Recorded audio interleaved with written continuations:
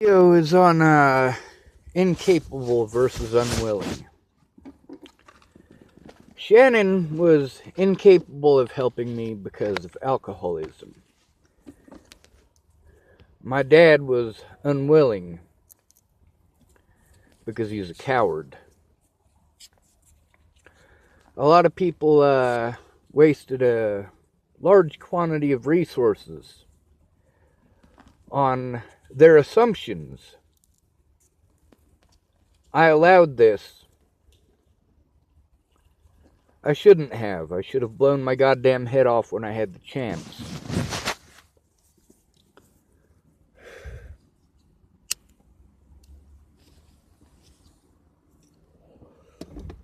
These people destroyed my name worldwide, yet wouldn't even allow me to defend myself in court.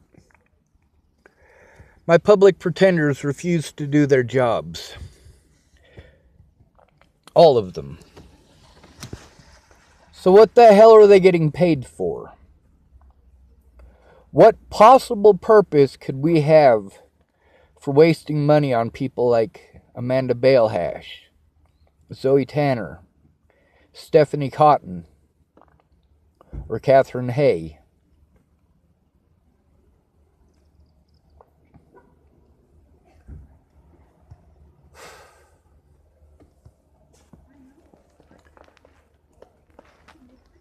I don't have the rights of a human being.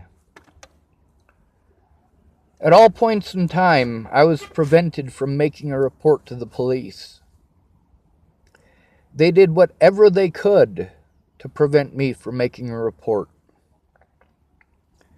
People who claim to love me showed that they don't care about me at all. My absence does not hurt them. They still get to see their loved ones. I do not.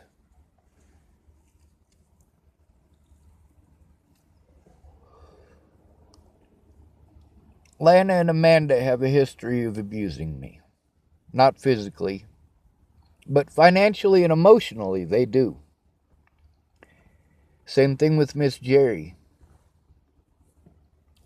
They abused my decency and my humanity.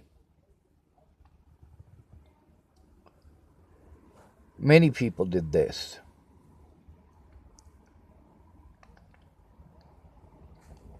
Don't tell me that you have fought for my rights, because you haven't. Lots of people offered, but did not follow through. See, there's the parts that are important for just keeping me going day to day. And then the parts that are important for me to be able to have a sustainable life. A decent life. A life that is not constant fear of being victimized. My dad victimized the fuck out of me up there in Washington State. But it's fine because he spent money on me, right? He spent money in the wrong direction. He doesn't care what it is that I have to say. He assumed that he is right. Every time that I try to speak to Shannon, I have to listen to her and her goddamn opinions because she's drunk. Which is completely different from listening to my dad's opinion. My dad feels that he is entitled and knows better than me because he has money.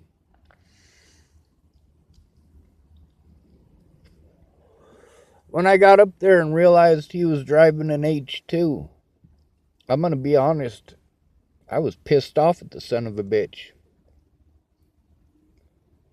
Here's a man who was not there for most of my life because of decisions that he made. Same thing with my mother. But they wanted to play victim. Yes, I'm angry, and I am allowed to get angry. If you're allowed to get angry, so am I. I was threatened over 100 times before I threatened anyone. And I only threatened people to force a day in court, to force an outside agency to take a look at the things that were going on.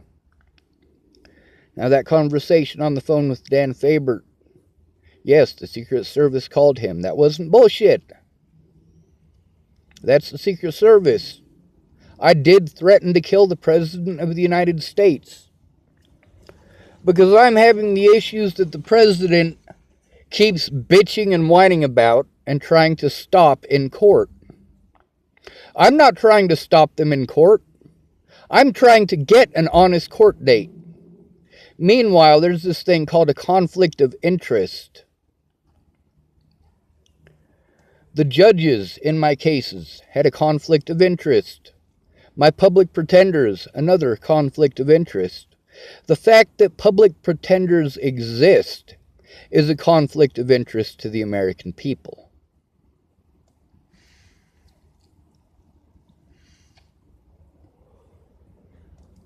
When I was in jail in Arapahoe County, I sent Miss Peaches a letter. She did not respond. She put it in her backpack. It rained. The letter got ruined. I needed Miss Peaches' help, and she wasn't able to follow through. These people did everything in their power to prevent me from being able to be set free, to show the negligence and the assaults and the druggings by the officers, by the jails, by these institutions that are supposed to help me. At all points in time, I was attempting to get an officer to take my report to look at the evidence. Repeatedly, they stole evidence. Repeatedly. Darren O'Connor claims to be some sort of human rights activist. He's not.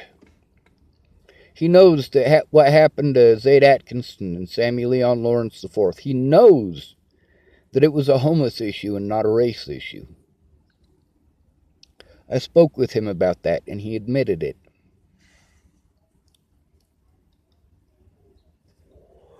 But you make excuses why it's okay.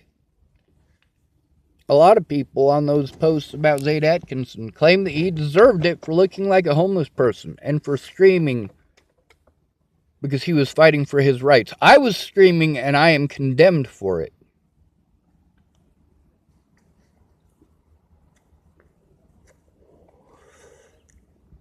I was doing the same thing that Zaid Atkinson was doing, fighting for our rights as human beings.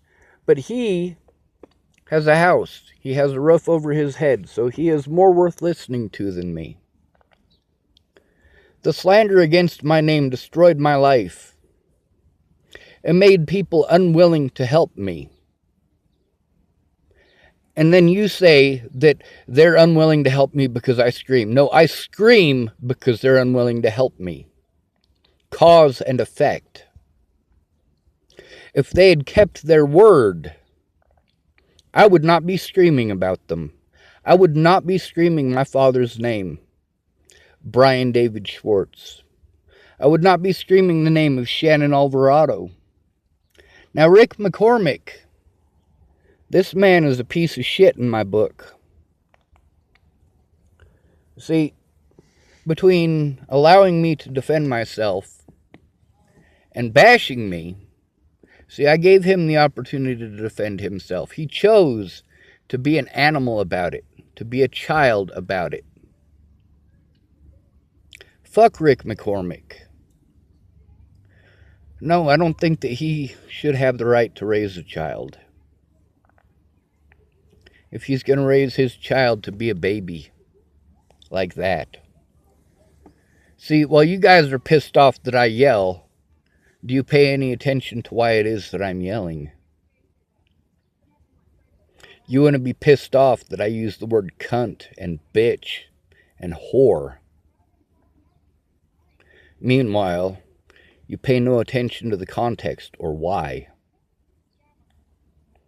I was being punished for over a year for things that I did not do, while Natalie, Alicia, and Maddie turned a blind eye.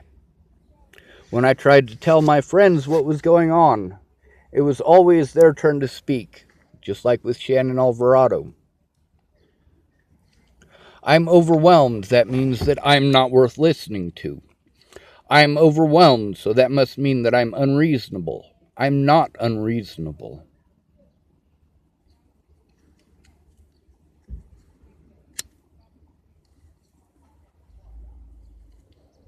I want my life to end because I will never be allowed an honest day in court. I lost everything in my life worth living for over a goddamn rumor.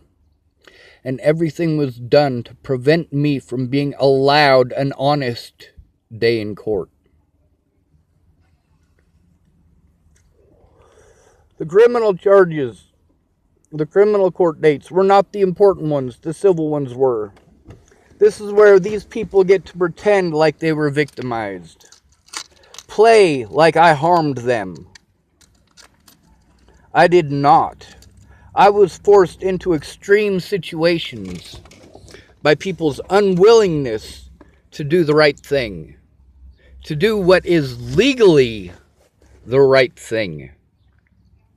These officers broke the law outright.